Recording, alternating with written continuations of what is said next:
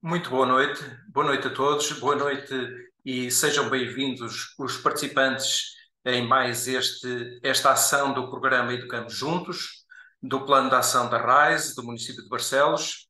Estamos na quarta EduTalk, subordinado ao tema A Escola que Queremos Construir, as instituições culturais como território educativo, as escolas como polos culturais. Dou-vos as boas-vindas em nome do Sr. Presidente da Câmara e, em particular, da Sra. Vereadora da Educação, Doutora Mariana Carvalho, que, por uma infeliz ocorrência do falecimento de um familiar muito próximo há poucas horas, não poderá estar presente nesta sessão. Este modelo de hoje vai sofrer uma ligeiríssima alteração relativamente àquilo que está normalmente formatado para este tipo de sessões. Nós temos connosco o senhor professor Paulo Pires do Val, que é o comissário do Plano Nacional das Artes, que nos dá o gosto enorme da sua presença e a quem damos também as boas-vindas e agradecemos.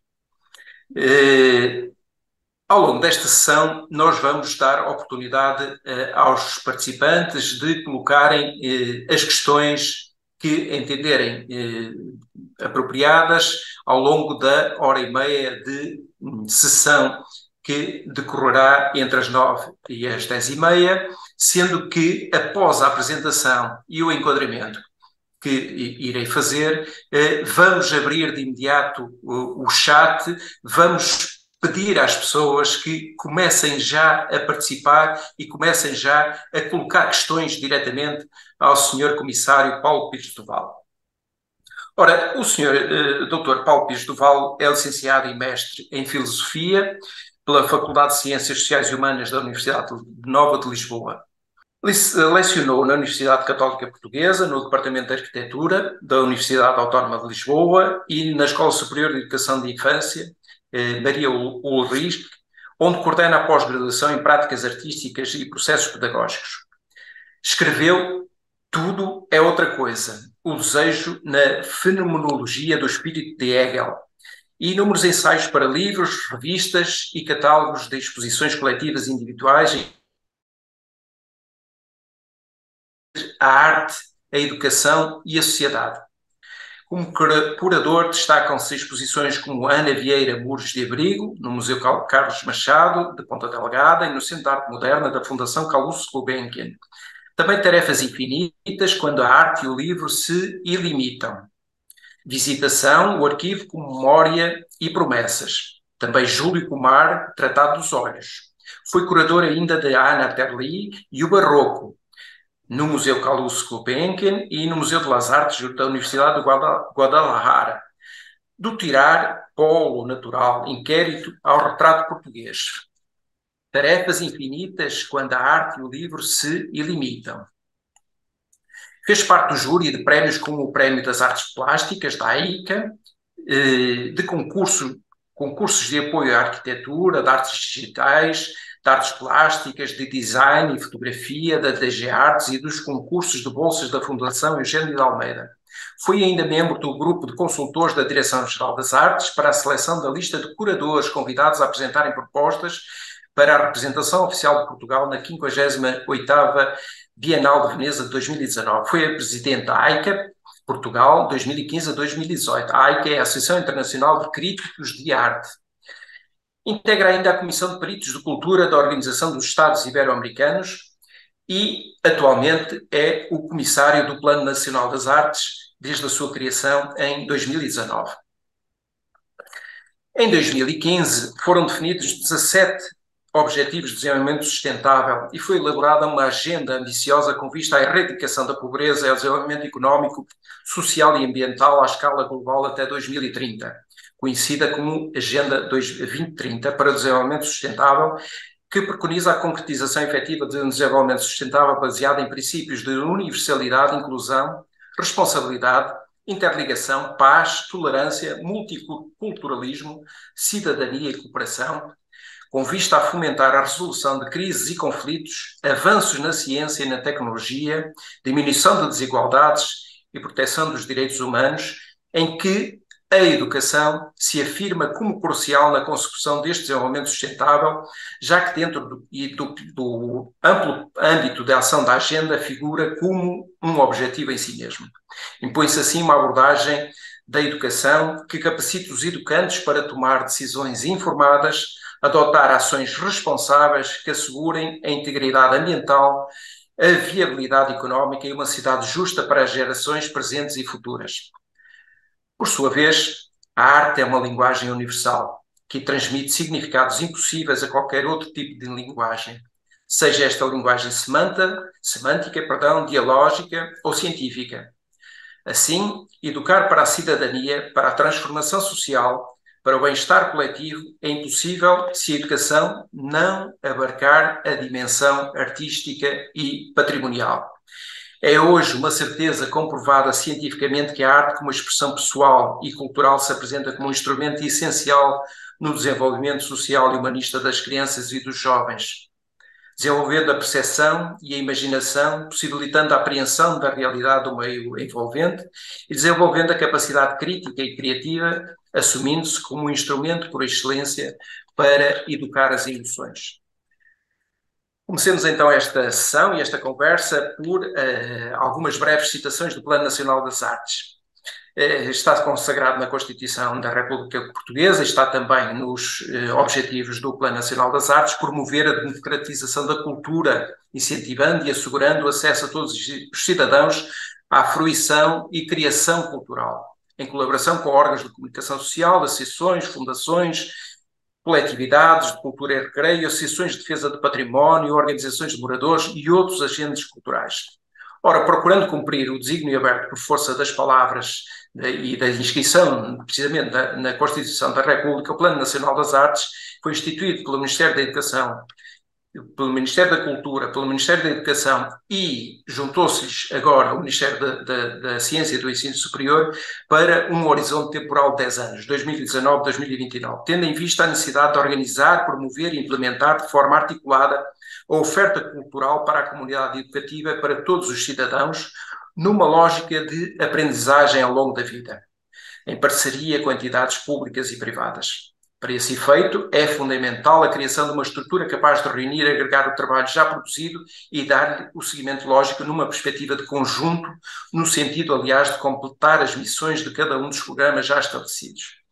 Ora, antes de passarmos então a dar a palavra ao Sr. Comissário para expor também a sua intervenção e antes de, eventualmente, nós articularmos aqui algumas questões que tínhamos muita curiosidade em ver respondida pelo Sr. Comissário, abrimos então o chat às questões da nossa assistência.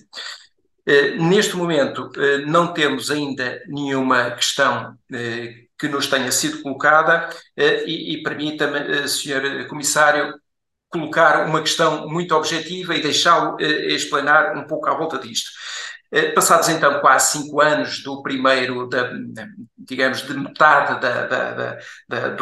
do espaço temporal previsto para a duração do plano, podemos ter já um breve balanço da sua execução, tendo em conta que a sua estratégia incluía, para além das linhas orientadoras e dos princípios estratégicos, de que poderemos obviamente falar adiante, que o senhor certamente nos dará também alguma luz, tendo certamente em conta um dos princípios estratégicos, que é explicitar a importância das artes e da educação na vida das comunidades e dos cidadãos.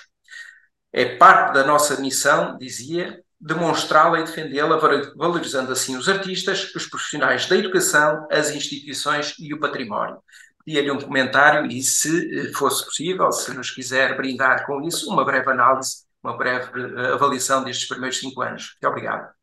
Certamente, João, muito obrigado pela introdução e por já me adiantou muito trabalho com tudo o que disse. Queria agradecer muitíssimo ao município de Barcelos todo o trabalho que tem feito nesta área de ligação e de relação entre a cultura e a educação e a possibilidade também que me dá de poder estar aqui convosco hoje.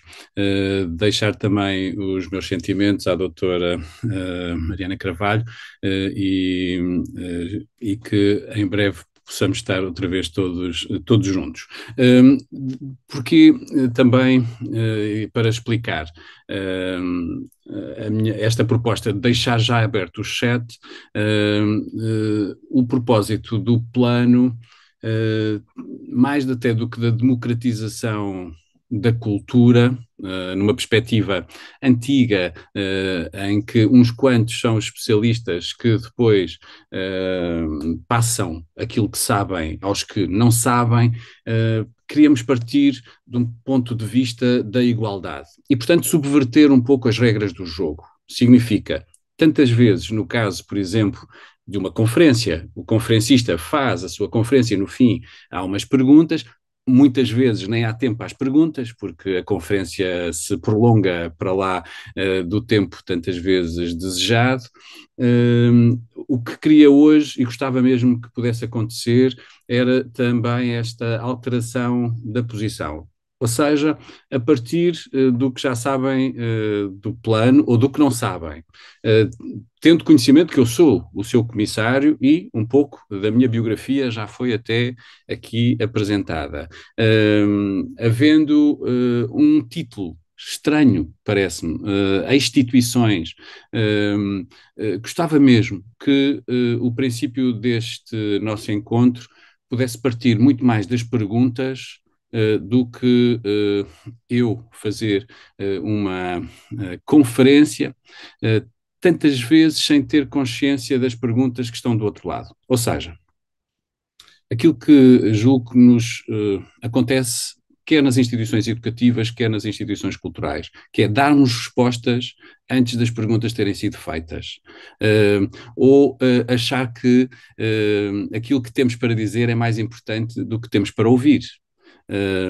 Pois bem, há um ditado que parece uma graça, mas que julgo importante neste contexto, que diz que se temos dois ouvidos e uma boca é para escutar e falar na mesma proporção.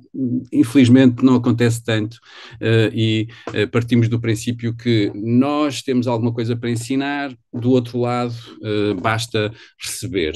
Vejam, acontece muito entre as instituições culturais e as suas direções e os públicos, acontece entre o professor e os alunos, olharmos para o outro como um consumidor daquilo que temos para lhes dar, ou seja, mais como um copo que é preciso encher do que, e é isso que a educação devia ser, uma chama que é preciso acender.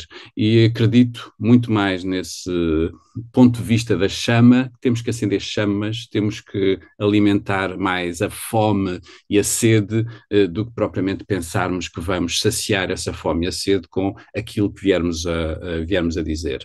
E por isso também as perguntas. E saber fazer as perguntas, aprendermos a fazer perguntas e não termos medo delas. Da mesma maneira que não termos, enquanto instituições, não termos medo da insegurança ou do lugar da insegurança, que é não sabermos às vezes, se calhar, responder às perguntas ou não termos as respostas já pré-formatadas. Esse lugar da insegurança, quer para o professor que se abre às perguntas que os alunos têm e àquilo que os alunos sabem, sem pensar que é ele que lhes vai dizer tudo ou que lhes vai dar todo o conhecimento. Da mesma maneira que as instituições culturais se podem relacionar com os cidadãos desse ponto de vista, não como sabendo tudo à partida, mas recebendo dos cidadãos uma colaboração e não apenas o papel de consumidores, parece-nos fundamentais. Está aí, acredito, aquilo que pode ajudar a mudar a nossa relação com as culturas. Atrevo-me a dizer que é no plural que elas devem ser também pensadas. A cultura deve ser pensada sempre como plural e na forma como cada um pode participar mais ativamente nelas e, portanto, também aí na democracia. Ou seja, para começar esta sessão, e responderei, João, com todo o gosto à pergunta que fez, gostava mesmo de passar a bola, permitam, a todos os que estão connosco, para que também nesta mudança da forma percebamos que há uma mudança de conteúdo. Ou seja, a forma e o conteúdo vêm juntos. Nós tantas vezes pensamos que os conteúdos bastam e depois, às vezes, as formas não são assim tão bem trabalhadas. Acredito profundamente que a forma e o conteúdo devem vir juntos. Por exemplo, podemos dar uma belíssima aula sobre democracia, mas ser muito pouco democrática essa aula, porque não me interessa nada daquilo que o aluno pensa ou aquilo que ele diz, ou sequer dar-lhe oportunidade para falar. Isso é o contrário, precisamente, dessa metodologia que é a democracia. E, portanto, não me basta pensar os conteúdos, interessa-me muito que as instituições repensem o seu estilo, a sua forma, ou seja, o modo como habitam na comunidade e como se relacionam com os cidadãos. E é essa diferença, ou seja, não partimos do ponto de vista da desigualdade entre aqueles que têm algum poder, seja o poder do professor, seja o poder do diretor do museu, seja o curador, e os cidadãos, ou os alunos, ou seja, não partir do lugar da desigualdade, mas precisamente da igualdade. É isso, acredito, a democracia.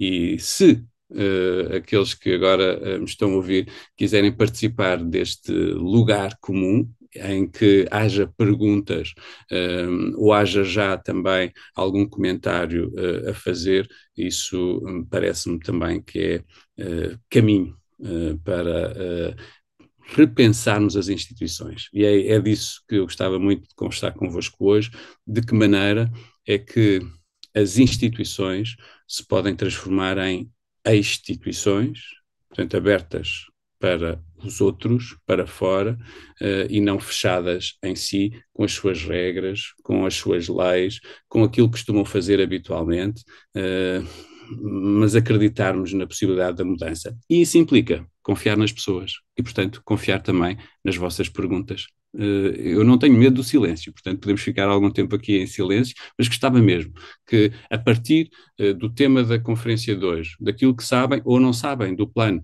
e gostavam de saber, pudessem ir colocando algumas perguntas antes de passar àquelas que o João eu sei que já tem para me fazer. Não sei se já há aí algumas, João, ou se há algum comentário. Ainda não há questões das 7 dezenas de participantes que já estão na sala neste momento, ainda não nos foi devolvida nenhuma questão. Certamente estão à espera de ouvir mais alguma coisa, certamente estão à espera de ser estimulados com alguma questão que possamos aqui colocar também. Eh, Entretanto, eu gostaria apenas de deixar aqui duas ou três notas enquanto aguardamos também Já que tenho, nos. desculpe, João, Sim, já tenho sim, aqui perguntas. Há aqui uma pergunta, parece que este lugar invertido é bastante desconfortável. Diz a Marta, escreve a Marta. Marta. Marta Maciel, parece que este lugar invertido é bastante desconfortável face aos hábitos instituídos. Como lidar com esse desconforto? Poderemos Está explorar esse bem. desconforto como espaço cultural? Eu começava então por aí, pela noção de desconforto. Acredito que sim, Marta. Acredito que o desconforto é determinante. É difícil. Da mesma maneira que, do ponto de vista democrático, se pensarmos bem, a dissensão, ou seja, a discussão entre ideias diferentes, também é difícil e sentimos isso no nosso tempo. Mas é fundamental que a promoção da democracia implique a promoção desse pensamento, desculpe o palavrão, agónico, no sentido da luta. A democracia é agónica, a democracia precisa de luta. A democracia não é paninhos quentes e pensarmos todos o mesmo. É claramente esse do confronto. De confronto de ideias, da possibilidade de não pensarmos todos de igual modo e nesse desencontro, e não apenas no encontro, poder alguma coisa nascer maior do que apenas o meu pensamento, aquilo que eu já sei. E, portanto, esse desconforto também é fundamental para a cultura e vejam, deixar de pensar na cultura no singular e passar a pensar nela no plural implica isso, implica desconforto daquilo que não conhecemos, de aceitar ou assumir culturas mais jovens ou recentes, ou então de outros lugares que nos parecem tão distantes e estão longe, que implicam até religiões, estruturas de pensamento muito diferenciadas e, ainda assim, permitir vivermos em comum. Ou seja, o desconforto, nesse sentido, e aprendermos a lidar com o desconforto é fundamental. Imaginem um professor que não é capaz do desconforto, de aceitar que os alunos possam ter perguntas que ele não pode responder, é alguém que não vai abrir sequer o debate, porque esse medo, esse desconforto me leva a fugir do debate. Isto, volto a repetir, tanto acontece no meio das instituições culturais como no meio das instituições educativas. Portanto, pode acontecer dos dois lados. As instituições, em geral, procuram a segurança. As instituições são seguradoras, diz Michel de Certeau, um grande filósofo e sociólogo francês. Michel de Certeau diz que as instituições são asseguradoras, são seguradoras e odeiam a incerteza. Ou seja, a incerteza é qualquer coisa que procuram afugentar, procuram de alguma maneira assegurar certezas. E nós, no entanto, temos hoje a clara consciência que vivemos num mundo cheio de incertezas, não sabemos, vejam, os miúdos que entram hoje na escola, os nossos alunos hoje atualmente, estão a ser preparados para um mundo que nós não imaginamos o que será. É completamente irrealista estar a prepará-los apenas com as certezas que nós temos hoje, tendo consciência que não é esse o mundo que eles receberão quando saírem da escolaridade obrigatória sequer. Ou seja, vejam um exemplo, durante a Covid, durante a pandemia. Durante a pandemia, nós quase que exigimos, ou em termos sociais, quase que foi exigido aos cientistas que dessem certezas absolutas sobre o que estava a acontecer. Não é? Era isso que era pedido todos os dias. Esse foi tantas vezes o erro em que caíram alguns, foi julgar que podiam dar certezas onde não havia certeza possível. As instituições, volto a repetir, têm medo da incerteza. E no caso, os média procuravam tantas vezes, junto dos cientistas, assegurar alguma certeza. Pois bem, aquilo que num dia era dito, no dia seguinte era desmentido pelos próprios cientistas, outros, ou os mesmos, porque a investigação científica não é a da verdade absoluta de um dia para o outro, mas a de uma contínua procura. É uma tarefa infinita. Ou seja, esta consciência de que a ciência, tal como a cultura, é uma tarefa infinita, é qualquer coisa que nós não podemos perder de vista. Isto significa que, no modo como pensamos a verdade, ou aquilo que procuramos transmitir na escola, quer o modo como pensamos a cultura, e aquilo que nas instituições culturais e na escola, como instituição cultural, deve acontecer, há esse grau de consciência que é uma tarefa que não está terminada nunca. Eu julgo que um dos grandes problemas na educação e na cultura é pensarmos que, por exemplo, o património ou a verdade é qualquer coisa que já está feita e que basta, como eu dizia há pouco, passá-la a outros, que são os recipientes, só têm que receber essa verdade. Este pensamento, quer do património como algo já terminado, quer da verdade como algo já feita, não permite que cada um se coloque no jogo, ou seja, que entre no jogo, que perceba que pertence a este jogo a que chamamos cultura, ou este jogo a que chamamos educação. Que uma sala de aula seja apenas a passagem, vejam, a expressão que nós usamos, dar aulas. Dar aulas significa que há qualquer coisa que já está feita e que é só preciso dar a outros que não a têm. Ou seja, coitados. E tantas vezes que não têm nada. Folha em branco.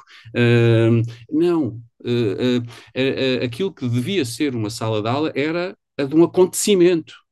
Ou seja, a verdade como um acontecimento, a procura de uma investigação e qualquer coisa em que eu estou envolvido. E por isso é que eu vos dizia desde o princípio, mais do que simplesmente eu vos estar a passar um conjunto de conceitos, interessa-me que as vossas perguntas me possam ajudar também a pensar e a pensar melhor. Que todos, confiando na tal inteligência cooperativa, talvez seja isso por vezes não fazemos, não confiamos na inteligência cooperativa da comunidade, de que todos pensamos melhor do que só eu, e a democracia é isso. A democracia é essa capacidade de eu partilhar o meu poder, qualquer que ele seja, seja agora como orador, seja como professor, seja como diretor do museu, ou comissário do Plano Nacional das Artes, de que maneira é que eu partilho o poder que tenho? Como é que eu envolvo os outros naquilo que estamos a querer fazer? Seja uma aula, seja aquilo que definimos como cultura. E nisso é muito bonito pensar que a cultura não é algo que já está terminado, mas é algo que está sempre a fazer-se. Permitam eu, quando estive em Barcelos, dei este exemplo, não sei se alguns de vós estavam e o ouviram nessa altura, o João já me ouviu falar dele, mas ele é perfeito para pensar esta relação entre a cultura como algo que já está feita e terminada e como algo intocável, ou seja, sagrado. A palavra sagrado vem precisamente desse disso que é colocado fora, para pensarmos a cultura como tarefa infinita, em que devemos meter a mão na massa, sujarmos as mãos, e permitam-me então que escutem, agora até para acordar, porque às 9h30 da noite, depois de um dia de trabalho, já devem estar fartos de me ouvir e gostava que ouvissem.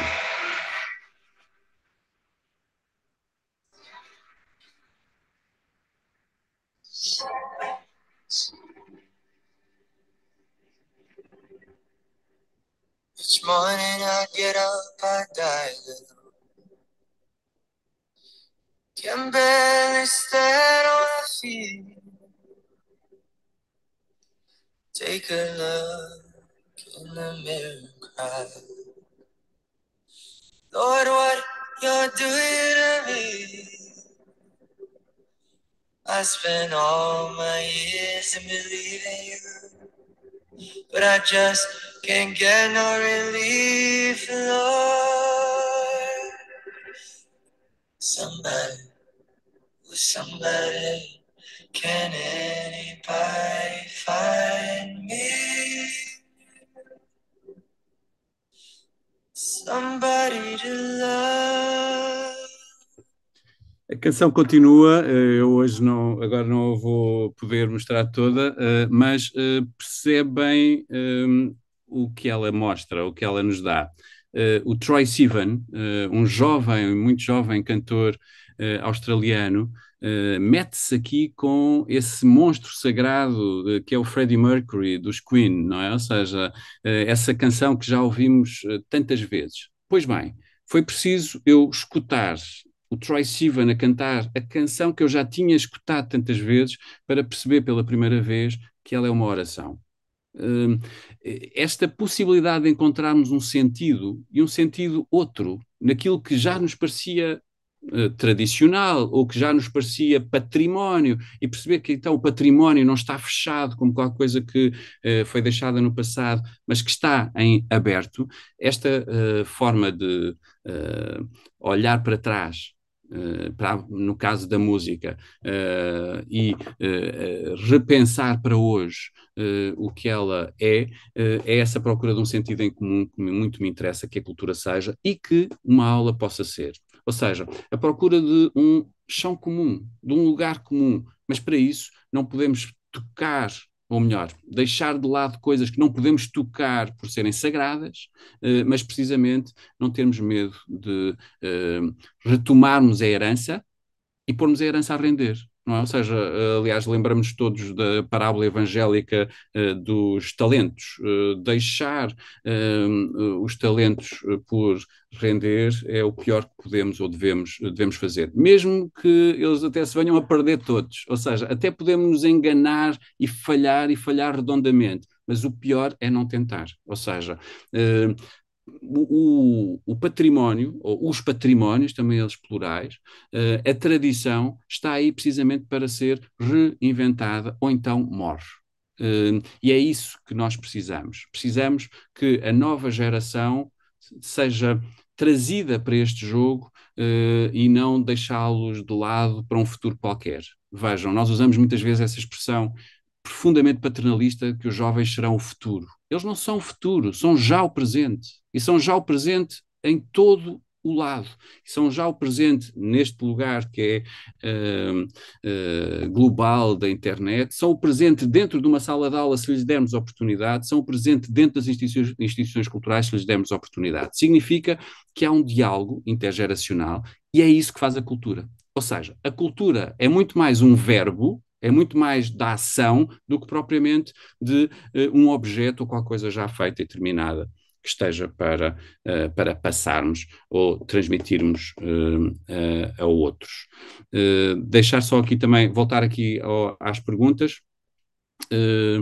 E há aqui uma pergunta que tem a ver com isto, que pergunta também ainda à Marta, na sequência disto, que é se precisamos de rever os conceitos de educação e cultura. E a resposta é sim. Ou seja, temos que repensar estes conceitos. E por isso, como dizia o João há pouco na sua introdução, o plano, mais do que um conjunto de iniciativas ou de propostas estratégicas, é um manifesto. E um manifesto para pensarmos as culturas nas nossas vidas e na educação também. Nesse sentido, a própria proposta para o programa para as escolas indicava já isso, indica já isso. O programa chama-se Indisciplinar a Escola, com esse desejo de repensar a repartição disciplinar que a escola hoje tem. Sermos capazes de pensar uma outra escola em que as diferentes disciplinas podem trabalhar de outro modo também em conjunto, mais articuladas, mesmo que isso, como dizia há pouco, implique mais insegurança, ou seja, eu saí da minha área de conforto, mas implicará também, certamente, a possibilidade dos alunos perceberem que todas as diferentes disciplinas implicam uma realidade e um mundo que é esse mesmo complexo. Portanto, não a fragmentação, mas a possibilidade de transdisciplinarmos a educação, de pensarmos de forma indisciplinar o ensino, parece-me fundamental.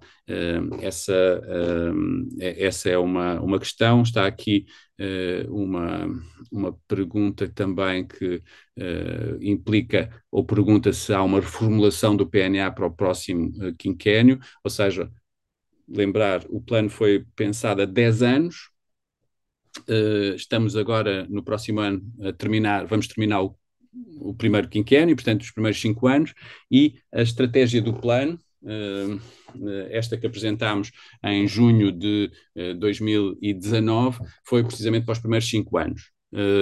Dentro desta estratégia, onde está esse programa para as escolas chamado Indisciplinar a Escola, mas onde estão também propostas que fizemos para toda a aldeia.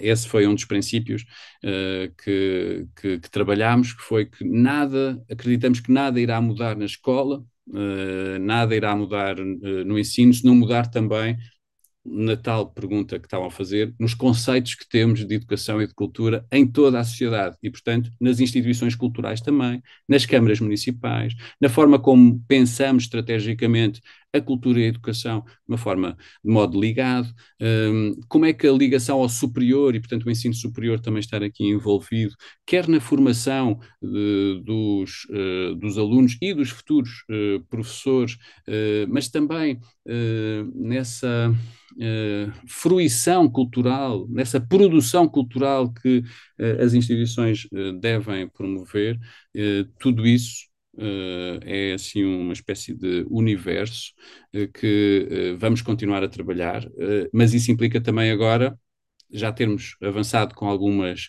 das medidas, repensar as medidas e propor outras. Por exemplo, nestes primeiros 5 anos não tínhamos ainda medidas apenas para o ensino superior, haverá neste momento também um plano estratégico para o ensino superior no próximo plano estratégico, e haverá outras propostas e outras medidas, e outras continuarão.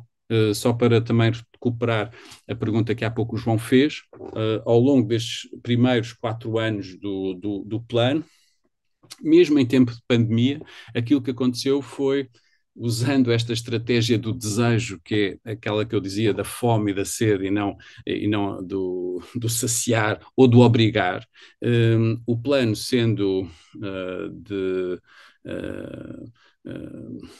pura escolha das direções das escolas, dos agrupamentos de escolas, e, portanto, só se aproximam do plano e desenvolvem os projetos culturais de escola ou têm artistas residentes na escola ao longo do ano, se assim desejarem, não é uma obrigatoriedade.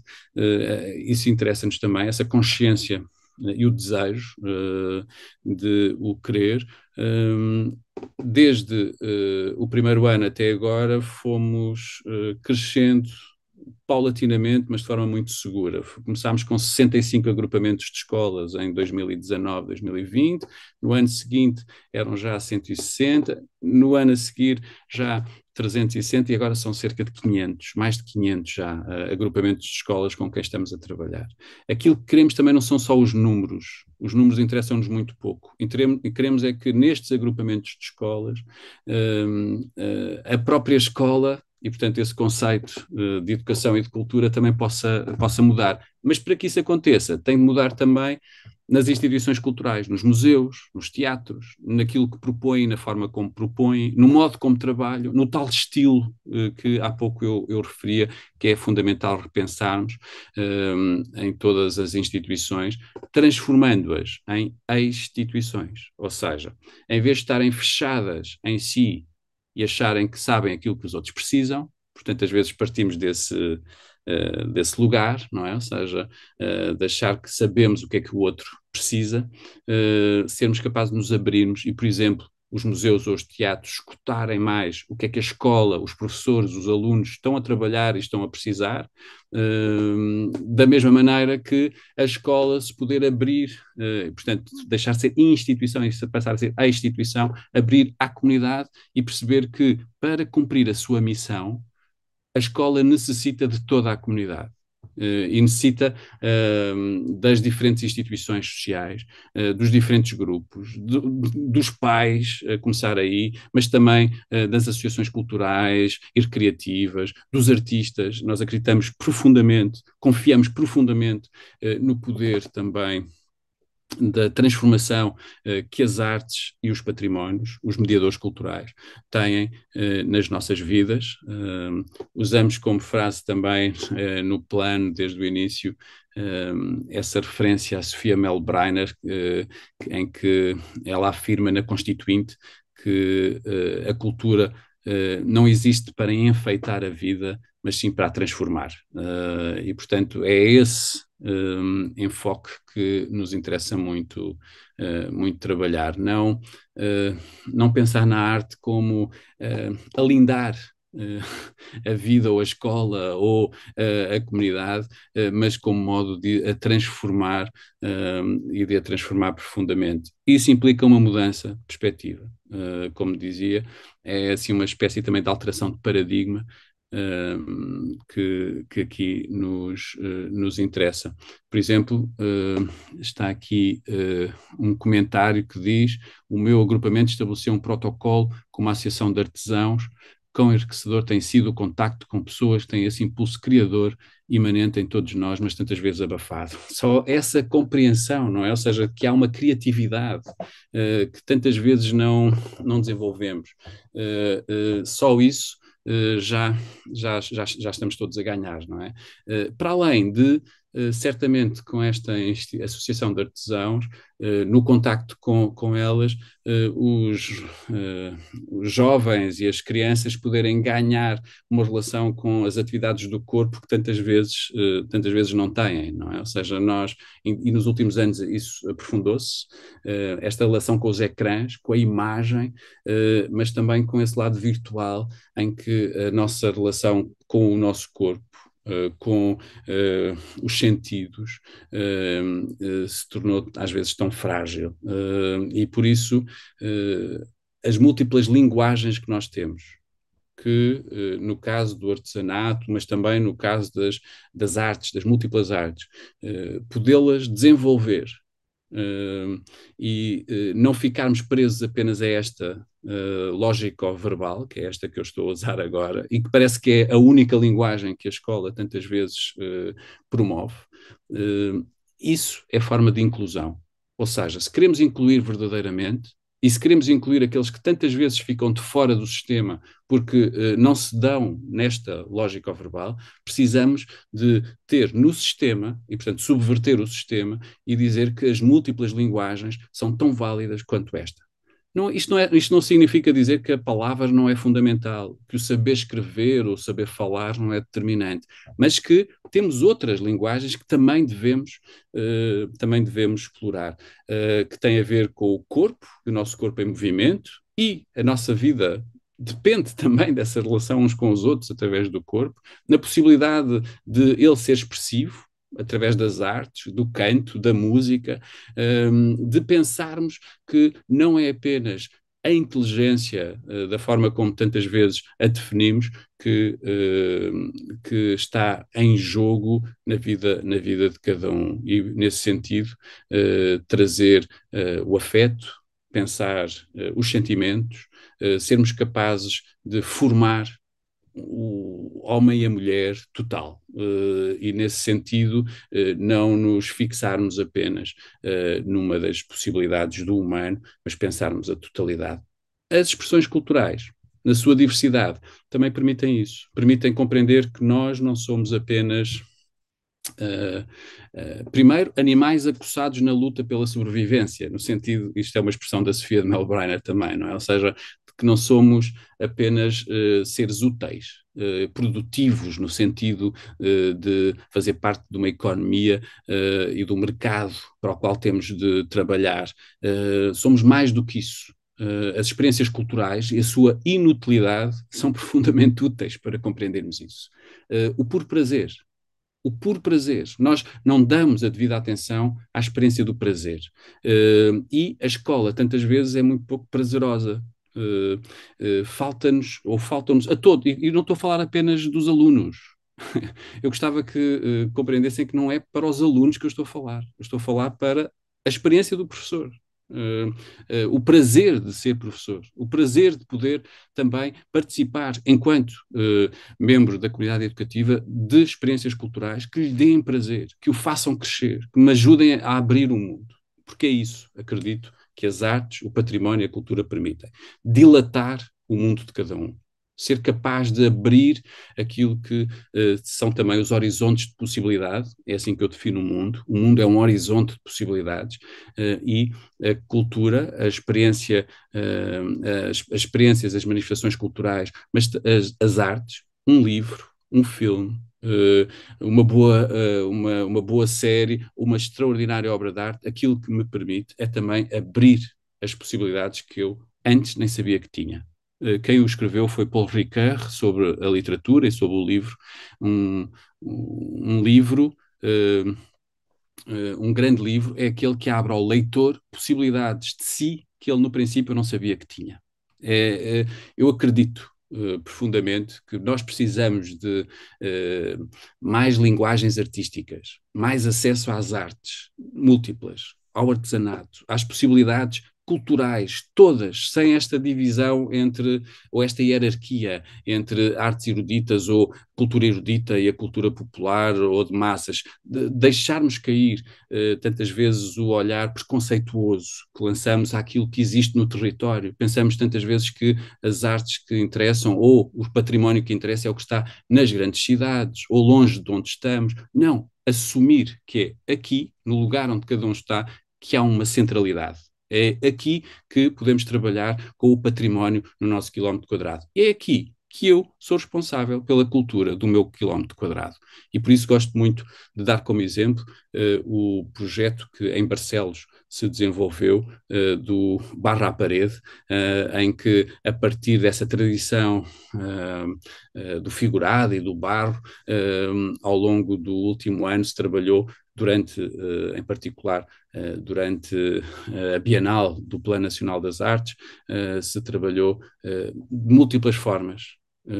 e trazendo também este diálogo intergeracional a partir dessa experiência que é muito local e que ao mesmo tempo nos permite abrir ao global, não é? Ou seja, este jogo, não para ficar, volto a repetir, interessa-nos muito uma valorização das culturas na sua diversidade, do património local na sua diversidade, não para ficarmos aí, mas para partirmos daí para outros níveis de cultura, para outras possibilidades culturais, de forma muito omnívora, para não ficarmos apenas presos a uma. Para eu não ficar a falar eternamente, como já perceberam, é-me fácil, vou voltar às questões que estão a ser colocadas. João, se houver também alguma que achar interessante para irmos fazendo. Paulo, eu fazia apenas aqui um comentário, se me permite, que é um dos artigos da Carta de Porto Santo que diz que para promover a cidadania cultural temos de colocar a cultura, entendida deste modo plural e participado, no coração das políticas educativas e a educação no centro das políticas culturais, para que cada um possa participar na cultura de todos de forma emancipada, tem de ter condições para que isto aconteça. E eu lembrei-me deste apontamento precisamente por esta questão que está aqui colocada por uma senhora Elizabeth Silva, como motivar os docentes para a importância da ligação educação-cultura na sala de aula. Parece-me que é um mote interessante para uma reflexão também à volta desta questão. Excelente pergunta. Primeiro, acredito que, como dizia agora o João, citando a Carta do Porto Santo, que a sala de aula pode ser muito diferente daquilo que estamos habituados a pensar como sala de aula. Significa o museu, o teatro, a rua, o património local é sala de aula, como muitos de vós também já têm consciência e usam, ou seja, pensar a sala para lá das quatro paredes. E isso implica que as instituições culturais, como dizia agora o João, também tenham consciência que têm um poder educativo. Ou seja, que o museu ou o teatro são um território educativo. E então precisam de trabalhar em conjunto. E por isso, como motivar, abrindo a escola também a este território. Portanto, se eu não sou especialista em arte contemporânea, e não precisamos todos de o ser, há um museu que me pode ajudar a compreender melhor, a relacionar com, a trabalhar com e trabalhar os temas, as questões que o currículo tem. Isto também fica muito claro, não é pensar na cultura como se fosse um luxo para alguns. Não é pensar nas artes como se fosse, depois de tudo mais, agora também temos que fazer mais isto. Acredito que o plano não deve existir para dar mais trabalho, mas para repensar o trabalho que já fazemos. Há inúmeras atividades culturais que as escolas fazem. A pergunta que temos de fazer é com que intencionalidade? Qual é a intencionalidade? E de que maneira é que a mesma atividade cultural, por exemplo, pode servir a diferentes disciplinas?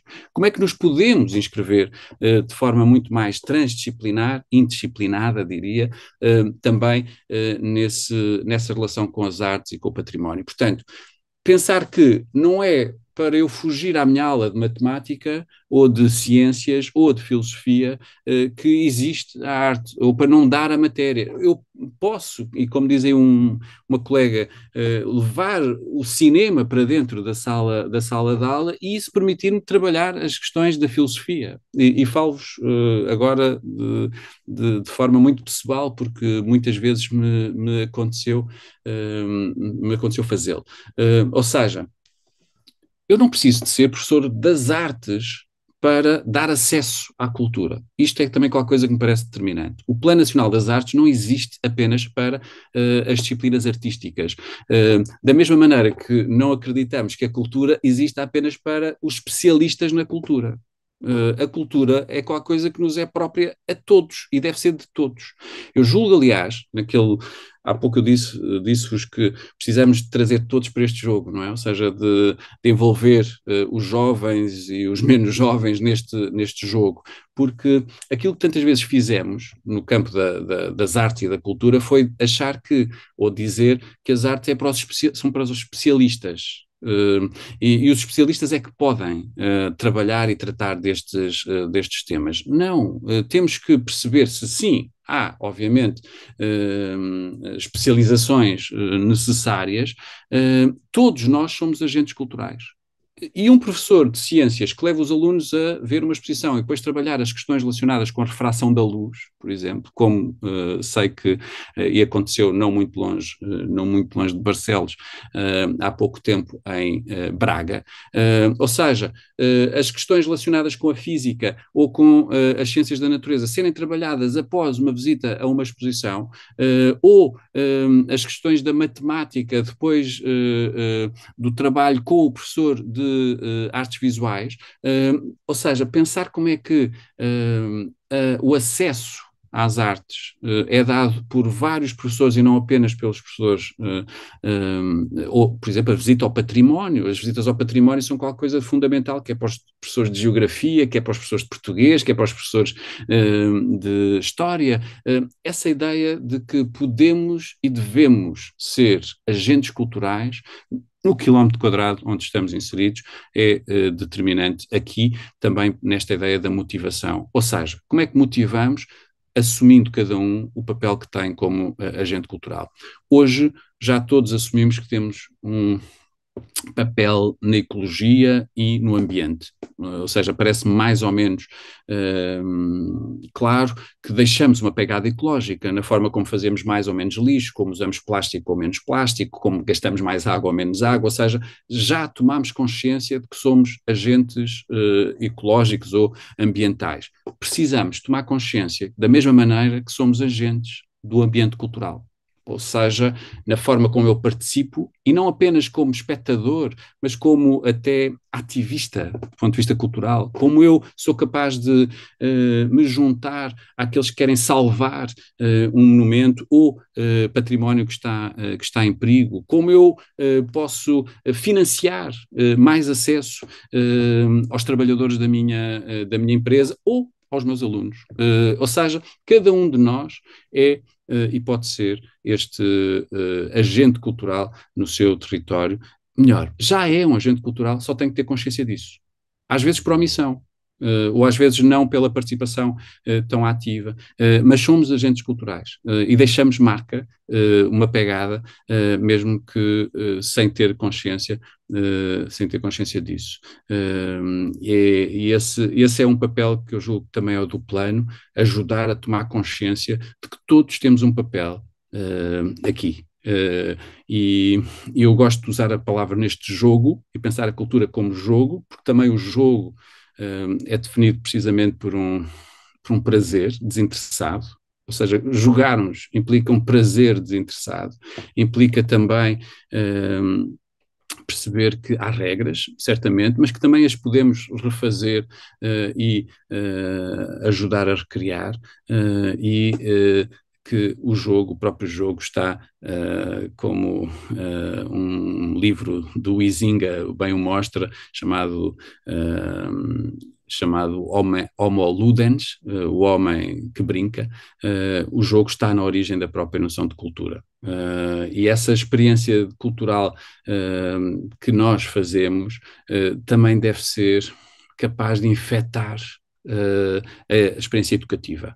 Ou seja, se nós mudarmos esta dimensão cultural, nos compreendermos como mais ativos no ambiente cultural, como participantes, ou seja, como pertencentes, fazendo parte, acredito também que, no ponto de vista educativo, se o fizermos da mesma maneira, os alunos também se sentirão mais responsabilizados por aquilo que está ali a acontecer. Ou seja, aquilo que dizia desde há pouco, é acender uma chama, mais do que estar a encher um copo.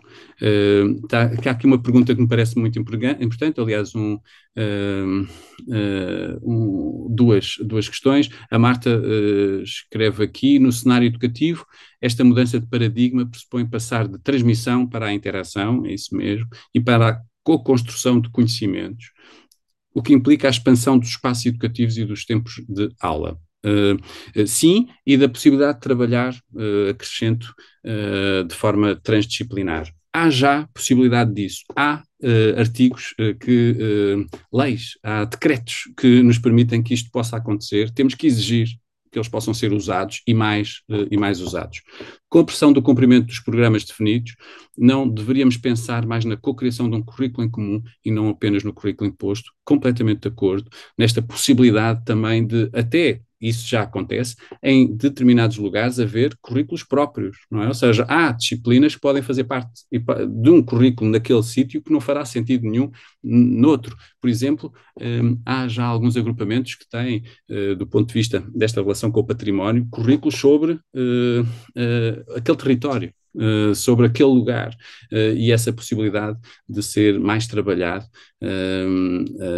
a relação com o património local, com os patrimónios locais também na sua variedade, e gostei imenso de saber, por exemplo, nesta vossa relação com os artesãos, também isso é património. E não podemos esquecer. Diz aqui que muitos professores querem levar os alunos a manifestações culturais, a Lourdes Silva, mas um dos problemas que enfrentamos é como levar os alunos. Ajudas para os meios de transporte. Completamente de acordo, só dizer-vos que tantas vezes esse parece um problema, e temos que o desenvolver. E por isso é que é fundamental, resolver. E por isso é que é fundamental não pensarmos apenas na escola como lugar onde isto pode tudo se resolver, mas pensarmos de forma muito mais ampla. E, por exemplo, como é que as autarquias, e na relação com as autarquias, estas questões também podem encontrar solução, como é que nas relações com as CIM, não é? As comunidades intermunicipais, ou as CCDRs em cima, isto pode encontrar solução, e desenvolvermos todos juntos uma estratégia para que possa acontecer. Não se esqueçam, no entanto, que tantas vezes é na relação de proximidade que as coisas podem desenvolver-se de forma mais facilitada, e nós tantas vezes não estamos a valorizar, ou muitas vezes não valorizamos, esse património de proximidade. Essa possibilidade também de repensarmos a nossa noção de cultura, como também aqui já foi dito, não é? Ou seja, o que é que nós definimos como cultura? O que é que valorizamos como cultura? E muitas vezes valorizamos como cultura apenas aquilo que são os grandes monumentos da história da humanidade. Foi assim que começou a noção de democratização da cultura, que era fazer chegar ao maior número de pessoas, a se tornar acessível ao maior número de pessoas, os grandes monumentos culturais da história da humanidade. Pois bem, a pergunta que temos que fazer hoje, sempre que isto é dito, ou que alguém nos diz isto, é: quem é que define quem é que são os grandes monumentos? Ou como é que, com essa definição de grandes monumentos, desvalorizamos o património de proximidade e as pessoas que vivem nesse território? Portanto, ao valorizar a cultura ou as culturas locais, estamos a valorizar as pessoas, e é isso que nós precisamos também, se queremos que, do ponto de vista democrático, a participação possa ser outra nesta vivência do bem comum e da comunidade. Ou seja, nós espantamos muitas vezes pela falta de participação nas eleições, nas instituições democráticas, e a pergunta que temos de fazer é: onde é que aprendemos a ser democratas? É na escola? É a sala de aula o lugar da democracia? É na família? Aí que aprendemos a ser democráticos? Ou nas instituições culturais? Elas querem saber o que eu penso ou o que eu sei? Onde é que aprendemos a ser democráticos? Não basta dar lições de democracia. O estilo, como eu dizia há pouco, é que tem de ser o da democracia. E, portanto, não apenas dizer que queremos ouvir, mas ouvir mesmo e dar uma resposta. Procurar trabalhar nessa dimensão. Portanto, em relação ao levar os alunos, por exemplo, temos de encontrar, e esse é um trabalho também que fazemos continuamente no Plano Nacional das Artes, numa articulação entre as escolas, os municípios ou outros agentes, que também podem aqui inscrever-se, privados, particulares, encontrar modos de superar os obstáculos. Mas acreditem, e depois de pensar muito no assunto, que tantas vezes o problema não está. Esse é o mais fácil porque é o mais evidente. É o primeiro. Logo que vemos à frente dos olhos, que é a dificuldade do transporte. Mas acreditem que o mais difícil de mudar é o tal do paradigma, o tal dos conceitos que nós temos. E é aí eu julgo que temos que trabalhar antes de mais. Porque às vezes não é preciso só, não precisamos de pensar que vamos levar os alunos todos ou levar a turma, mas podemos pensar ao contrário, porque é que as coisas não vêm à escola também. E articulamos com as instituições culturais essa possibilidade da vinda. Eu quero muito que se possa sair da escola. Uma das medidas do programa Paz Escola chama-se sair para entrar, ou seja, sair da escola precisamente para poder entrar nela já de outra maneira e entrar na matéria de outra maneira e entrarmos em nós de outra maneira. Mas pensarmos também de que maneira é que as instituições culturais ou os artistas participam da vida da escola. E por isso, uma das medidas que propomos é a do artista residente, na escola. E, portanto, transformar a escola num polo cultural. Se pensarmos na escola como uma instituição cultural e pensarmos que a comunidade pode ganhar com essa instituição cultural, e, portanto, a vida daquele território também ganha se a escola for um polo cultural. E um polo cultural significa tratar as artes com muito profissionalismo.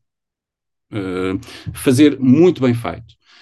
E, voltando ao exemplo do Barra à Parede, aí realizado em Barcelos, se nós não somos especialistas, vamos buscar aqueles que o são. E vamos pedir à Câmara Municipal apoio, como aconteceu, vamos pedir às instituições culturais apoio, como aconteceu, e ganhamos e aprendemos uns com os outros. Não é? Ou seja, da mesma maneira, queremos que as instituições culturais, não sendo especialistas em questões educativas, possam ganhar da escola esse saber, esse conhecimento. E, portanto, implica uma abertura, implica um deixar de fazer para.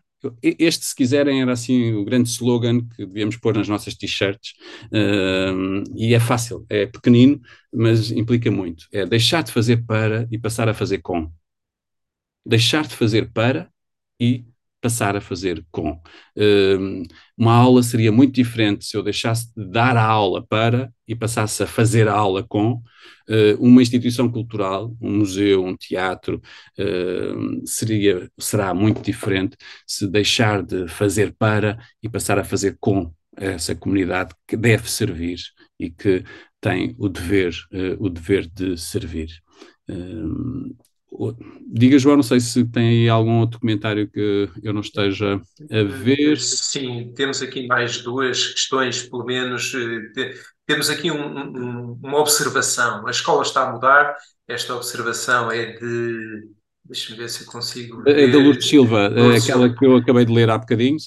Querem levar, ok. E depois a capacidade de aprendizagem depende da cocriação, então está a questão das saídas e dos transportes. O município de Barcelos está fortemente empenhado em criar condições, em dar condições aos agrupamentos para este efeito, criando aqui uma bolsa de financiamento para a concretização das ações que estão inscritas nos planos de atividades, e, portanto, inclui obviamente as saídas, as visitas, etc.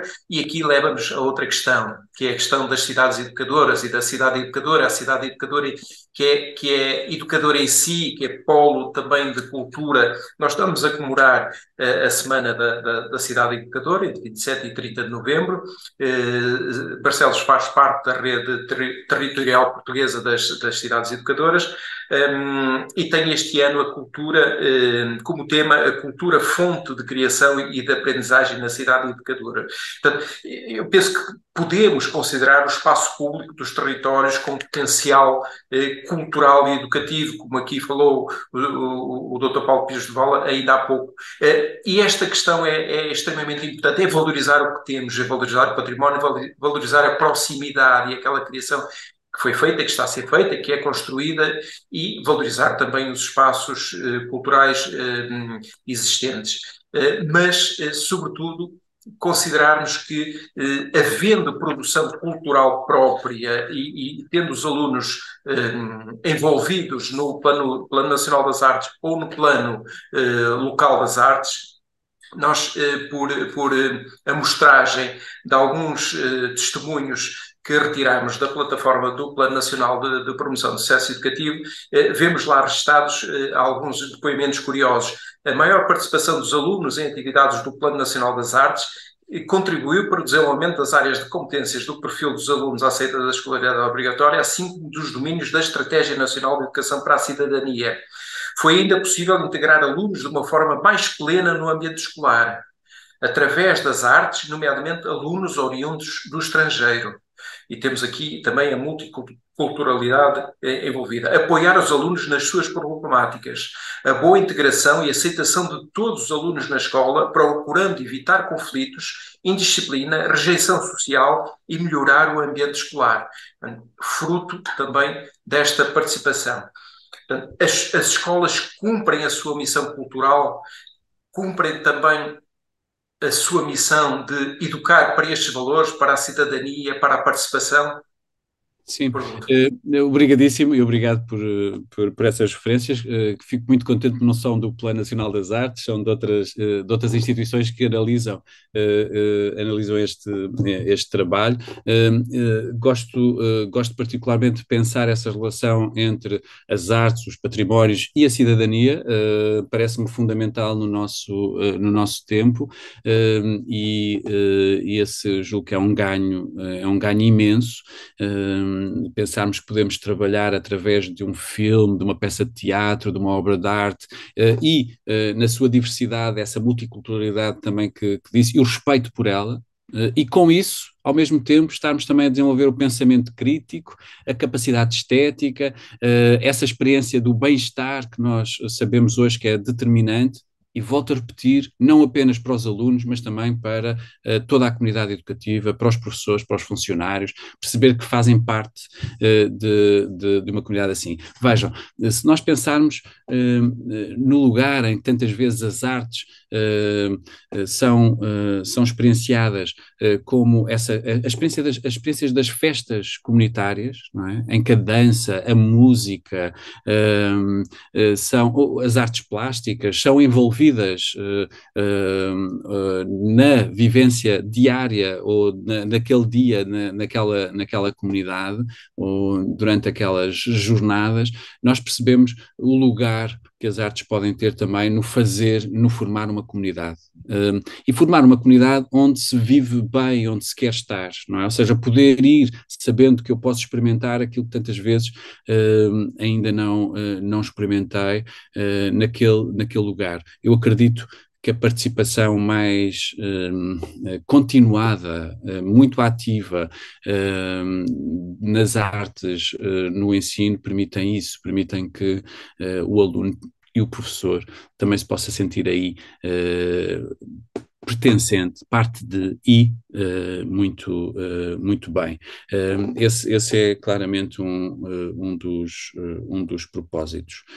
Dizer-vos também que, a propósito daquilo que está aqui escrito, ou uma das perguntas que aqui é feita pela Carla Candeias Meiras, sobre como levar as direções dos agrupamentos a repensar a relação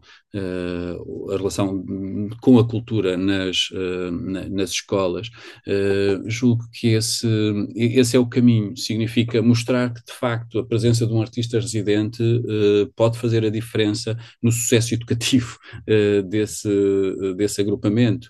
E isso agora também depende de nós e deste desejo de multiplicarmos as experiências, de dizer que uma visita a um sítio patrimonial ou a participação numa atividade com um artesão ou no teatro ou um filme permite aos alunos um entusiasmo maior em relação à sua aprendizagem.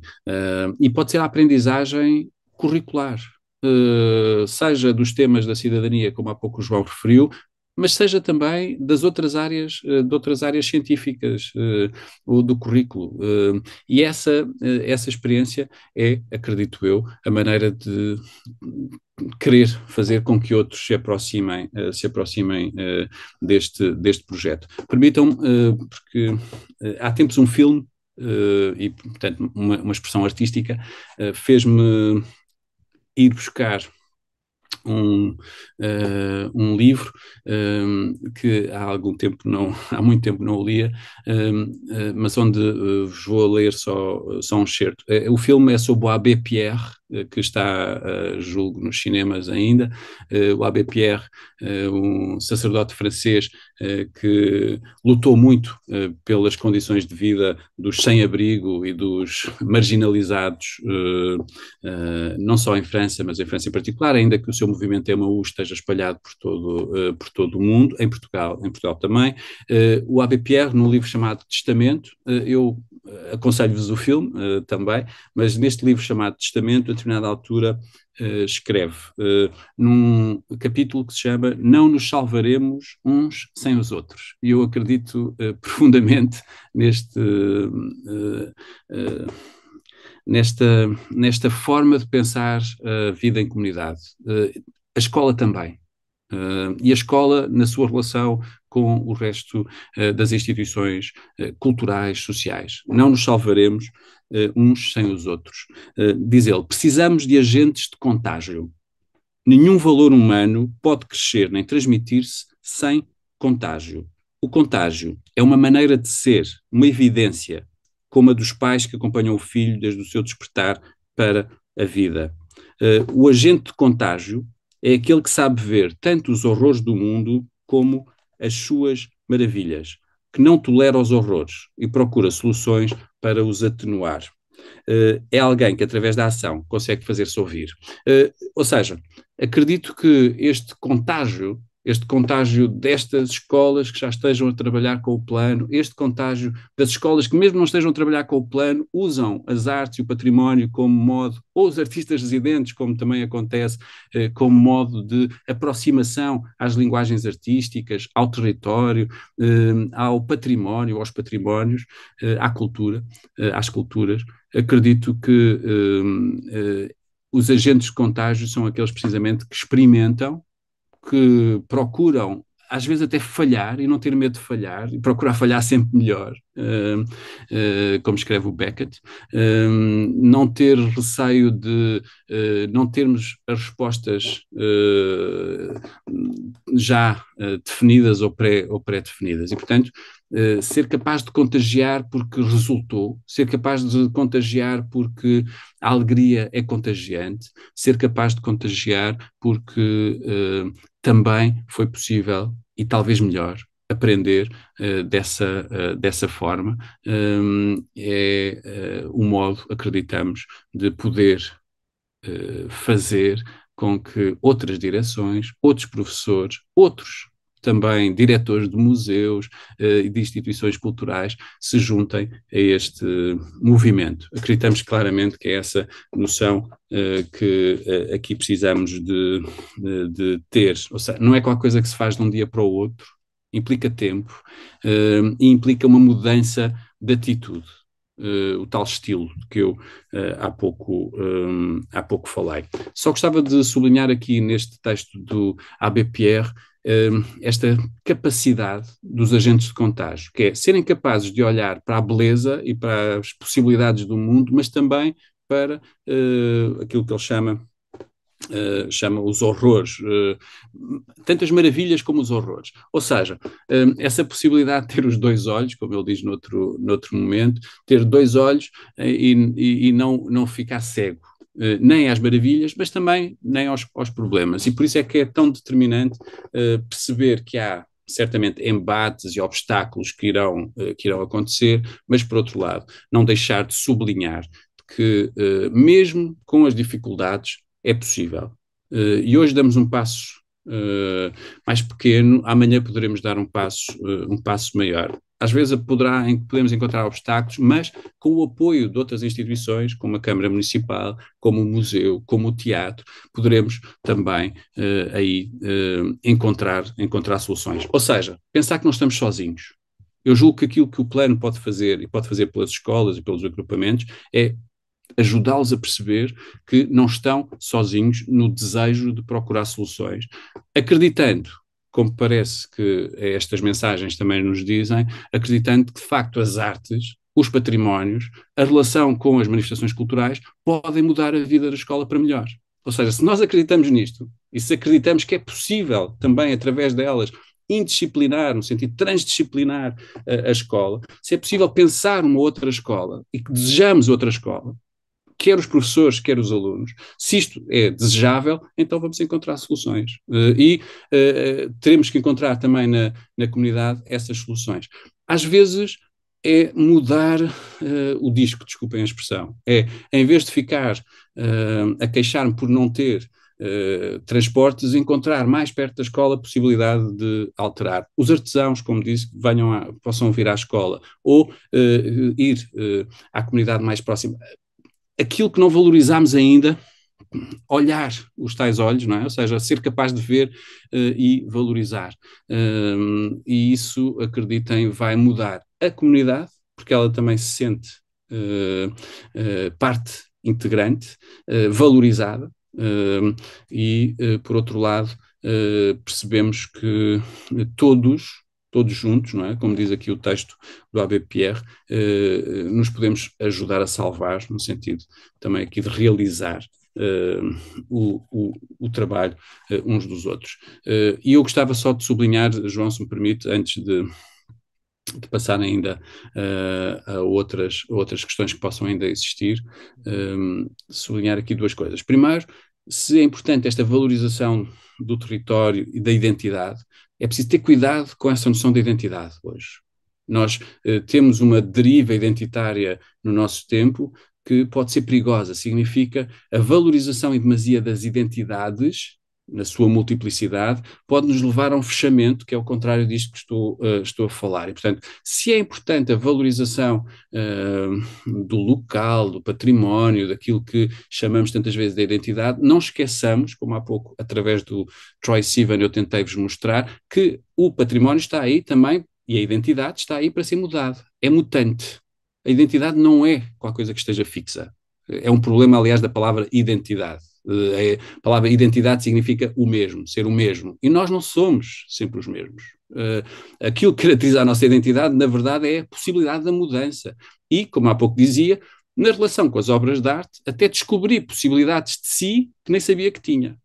Isso é não fixarmos a uma identidade. Vejam, os regimes autocráticos querem sempre a fixação de uma identidade. Dizer, o povo é assim, ou deve ser assim, a nossa identidade é esta. Não, aquilo que nos deve caracterizar é precisamente essa possibilidade da mudança e da alteração. E acredito que as artes têm esse papel de poder alargar aquilo que é até o destino traçado pelas condições sociais, económicas, culturais do lugar de onde vimos. Ou seja, cada um de nós vem com um conjunto de constrangimentos, que vem com um conjunto de características quando chega à escola, aquilo que a escola deve fazer, como aquilo que a cultura, as instituições culturais devem fazer, é ajudar a indestinar isso e, portanto, não nos fixarmos a identidades, é uma das possibilidades, ou melhor, é uma das necessidades que também temos. O que é que significa este indestinar? Significa que pela família onde nasci, pelo contexto social onde cresço, pelo lugar onde vivo, tantas vezes parece que há um destino que está traçado. E isto não é apenas no sentido do elevador social, que é uma expressão que devo dizer que não gosto particularmente, porque é pensada só dos mais pobres para chegarem, lá está, ao lugar dos outros, onde devemos chegar. Não, é de todos. E não é uma questão económica apenas, é da possibilidade de vivermos aquilo que somos. Permitam-me uma história que eu gosto de contar particularmente nestes encontros, que para mim ajudam a compreender qual é que deve ser a missão da escola e da cultura, que tem a ver com cada um se descobrir a si. Cada um poder descobrir aquilo que é. E é a história que vem da tradição judaica, assídica, que conta que o Rabi Zusia, o mestre Zusia, estava a morrer e que à sua volta estavam os seus discípulos, e ele contou aos discípulos que estava muito preocupado com o que lhe ia acontecer depois da morte, na outra vida. E os discípulos tentavam acalmar, mudou-se, subverteu-se o lugar. Então eram os discípulos a tentarem acalmar o mestre e dizer-lhe: mas mestre, não precisas estar preocupado, porque tu tens a fé de Abraão, tens a coragem de Moisés, tens a capacidade de liderança de David, não tens de te preocupar com o que vai acontecer na outra vida. E o Zusia virou-se para os discípulos e disse-lhes: meus queridos, aquilo que me preocupa não é perguntarem-me quando chegar à outra vida, porquê é que tu não foste Abraão, porquê é que tu não foste David, porquê é que tu não foste Moisés? Aquilo que me preocupa é que me vão perguntar porquê é que tu não foste Zusia, ou seja, porquê é que tu não foste aquele que és, porquê é que tu não pudeste ser aquele que és, e ter um papel diferente de todos os outros.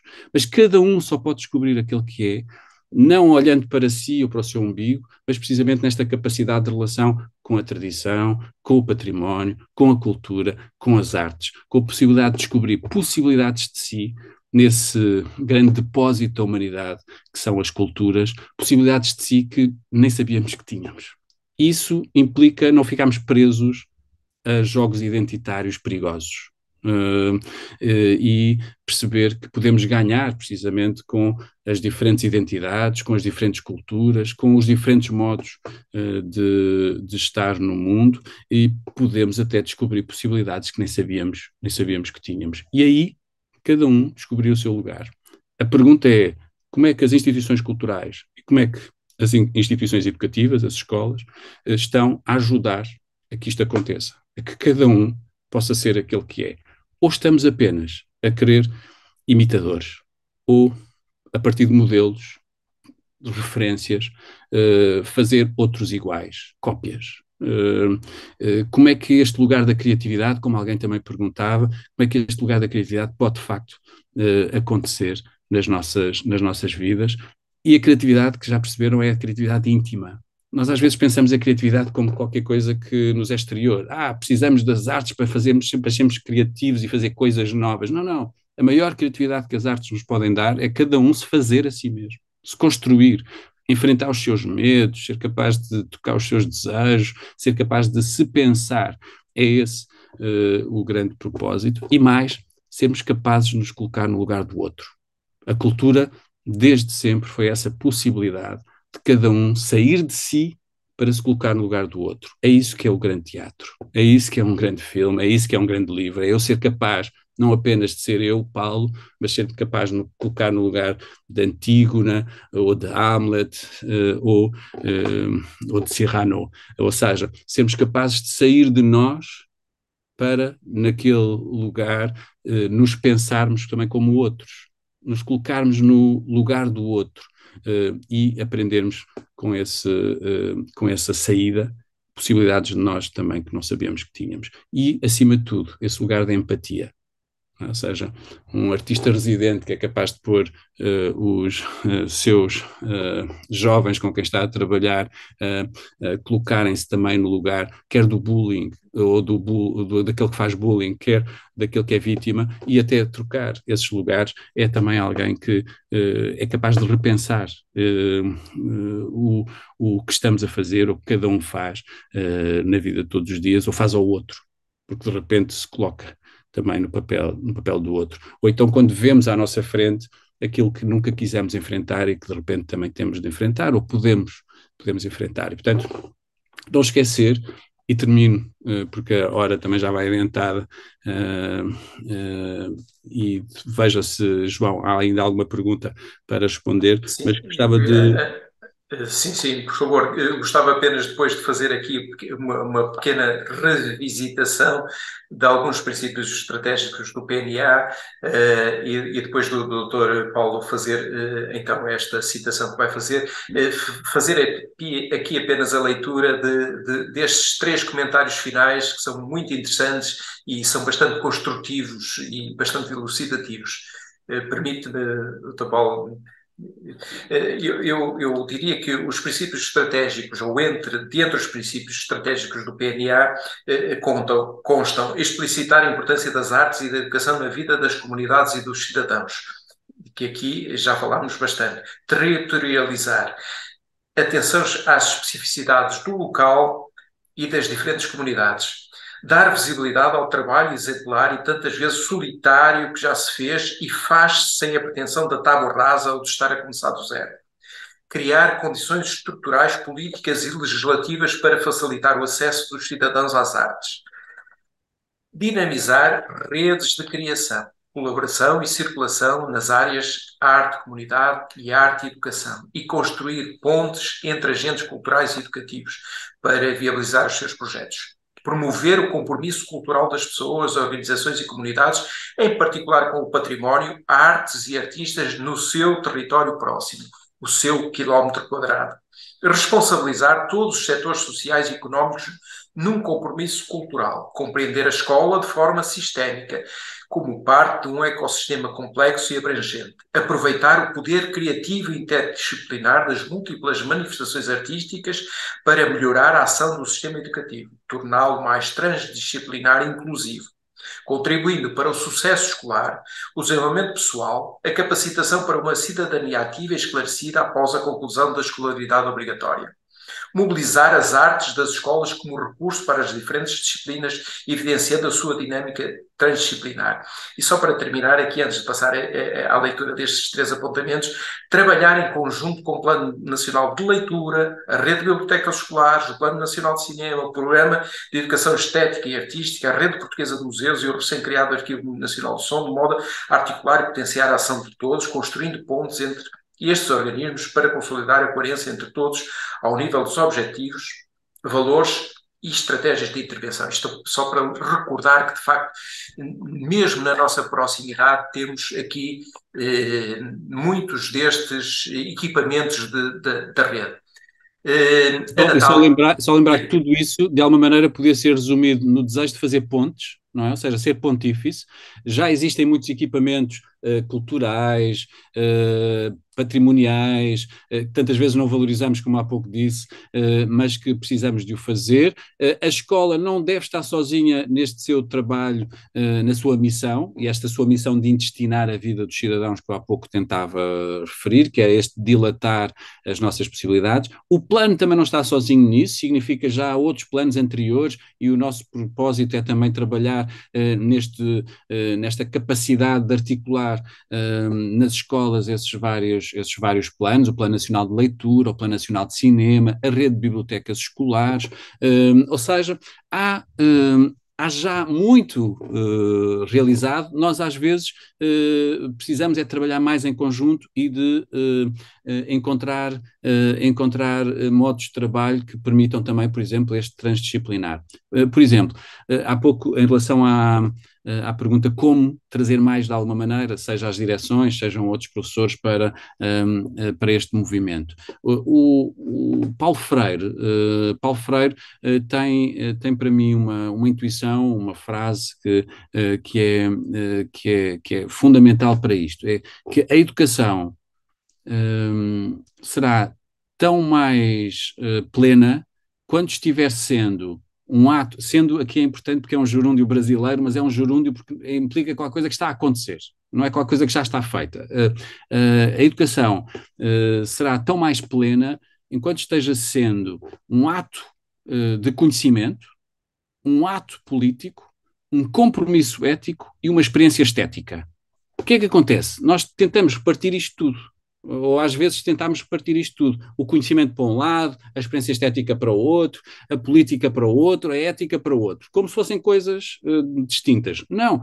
Enquanto continuarmos assim, não ajudamos a compreender a complexidade da existência do mundo e nós precisamos é de transformar o sistema educativo e cultural na possibilidade disto tudo vir junto. E, portanto, trabalharmos de forma muito mais articulada, quer fora da escola com a escola, e, portanto, as instituições de que há pouco falava, e dizer que o museu, o teatro, a biblioteca, o arquivo, o património são um território educativo, a cidade, a aldeia a aldeia toda é um território educativo, e dizer que a escola é um polo cultural. E, portanto, a possibilidade daí termos artistas residentes, aí haver peças de teatro também apresentadas para a comunidade e com toda a qualidade e profissionalismo é determinante para que as coisas também possam correr bem. Parênteses, nós às vezes trabalhamos de forma muito amadora ou trabalhamos de forma muito amadora as artes na escola, temos de as trabalhar cada vez mais, de forma mais profissional. Não esquecendo aquele desconforto que há pouco a colega também sublinhou. E era isso que eu gostava de ler num livro que lançámos também em parceria com o Plano Nacional de Cinema, na coleção que o Plano Nacional das Artes vai criar, que é este Alain Bergalat, que se chama A Hipótese Cinema, o título do livro, sobre o cinema na escola. E a determinada altura o Alain Bergalat coloca o dedo na ferida, que é a arte, para que continue a ser arte, deve permanecer uma semente de anarquia, de escândalo, de desordem. A arte é, por definição, semeadora de desordem na instituição. E este trabalho, este lugar da arte, não é? Ou seja, faz trabalhar dentro da instituição educativa o desassossego. Nós precisamos que a arte também seja isso, seja essa possibilidade de desordem ou de desassossego naquilo que tantas vezes desejamos ser muito ordenado e certo, porque não se esqueçam, nós não sabemos para que mundo estamos a preparar estes alunos que hoje estão na escola. Não sabemos mesmo. Há um total desconhecimento da nossa parte e, portanto, há coisas que nós queremos e sabemos que queremos manter e desejamos manter, mas há todo um mundo que será muito, muito diferente. Se não soubermos também preparar e, portanto, com segurança para a incerteza, então não estamos a fazer bem o trabalho. E acredito que uma das maneiras de o fazer é trazermos já para este jogo, para esta tarefa infinita que é a educação e que é a cultura, os jovens, no sentido deles também perceberem que pertencem a um dos grandes dramas já do século XX, mas do nosso tempo, é esta experiência, ou foi uma experiência de desenraizamento, de sentir que não se pertença ou que não se tem uma herança. Nós precisamos de passar esta herança e precisamos dizer que esta herança é para continuar, é para pôr a render, é para alterar, é para inovar e não qualquer coisa que já está feita. Transformamos tantas vezes a cultura no já feito, precisamos de transformar no tal gerúndio que está a acontecer, de uma ação. A cultura é muito mais da ordem da ação, do acontecimento, e do acontecimento que implica uma ligação entre gerações. E como diz aqui julgo que uma colega, peço desculpa, não sei o nome, que tem uma turma que só 1/3 dos alunos são nacionais, e é de facto uma maravilha, como diz, é bonito dizê-lo, será um horror ou uma maravilha, eu só consigo ver a maravilha, é lindo ver a maravilha, tendo, obviamente, claramente consciência das dificuldades que isso também isso implica, mas a possibilidade de ter a riqueza de diferentes culturas para também abrir, dilatar o mundo, é no meio das dificuldades, que é preciso ter consciência determinante. Acreditamos que o acesso e a produção, porque não podemos esquecer, quando eu falo em acesso, tantas vezes as pessoas pensam só na noção de consumo. O acesso à cultura como se fosse consumir cultura. Não, o acesso à cultura implica que todos nós somos produtores culturais, devemos ser agentes culturais. Dr. Paulo Pires do Val, o nosso tempo, infelizmente, chegou ao fim. Eu deixava aqui abertura para um comentário final, agradecendo antecipadamente a todos os presentes, a todos os comentários que fizeram, a todas as questões que foram colocadas, à nossa equipa técnica que muito nos ajuda na consecução deste projeto, deste objetivo. E deixava o reforço deste desafio também, deste slogan do nosso Comissário Nacional para o Plano Nacional das Artes, deixar de fazer para passar a fazer com. Fiquemos com isto em memória e façamos disto também um mote da nossa vida cultural e educativa, dentro e fora das escolas, obviamente. Senhor Dr. Paulo Pires do Val, para terminar, por favor, um último comentário. Muito obrigado. Não, queria só agradecer muitíssimo o papel de cada um de vós neste movimento. A Teresa Cunha escreve aqui que uma escola em movimento, acredito que é assim que deve ser, uma cultura em movimento, e que cada um de vós tem um papel aqui. Ou seja, o plano não existe, o Plano Nacional das Artes não existe se não for desta forma, cada um assumir o seu lugar de agente do plano, no lugar onde está. E como dizia agora o João, pensar como é que esse lugar há de ser mais o da partilha do poder que temos, e cada um com o seu, na partilha do poder e deixar de fazer para e passarmos a fazer com, não é? Ou seja, eu acredito que essa é a mudança de paradigma que nos falta para que o acesso às artes, aos patrimónios, às culturas também seja cada vez mais comum, mais facilitado, mas também mais desejado. Ou seja, nós precisamos de passar a cultura não como, ou as culturas aqui no plural, as artes, não como qualquer coisa que pertence à ordem só do conhecimento, mas à ordem da vida, à ordem do desejo, à ordem do prazer, à ordem do sangue, e não apenas à ordem da erudição. Transformamos tantas vezes a cultura em erudição, precisamos de agora desacralizar e dizer que ela faz parte da vida de cada um, e cada um poderá ser melhor, poderá ser maior, poderá ser diferente se aceder a mais experiências artísticas e culturais. Esse é o grande desejo do Plano Nacional das Artes e agradeço de antemão a participação de todos, da Câmara Municipal de Barcelos, dos professores, das direções das escolas, dos coordenadores dos projetos culturais de escolas, dos artistas residentes, para que tudo isto possa, desculpem só para continuar a perceber que isto faz parte deste jogo, dos diretores dos museus, dos teatros, ou seja, precisamos de todos os agentes, precisamos de toda a aldeia para que alguma coisa mude. Muito obrigado.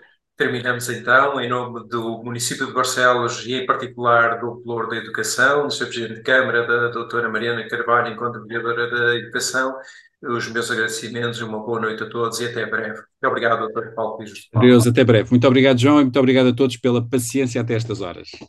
Obrigado. Boa noite a todos.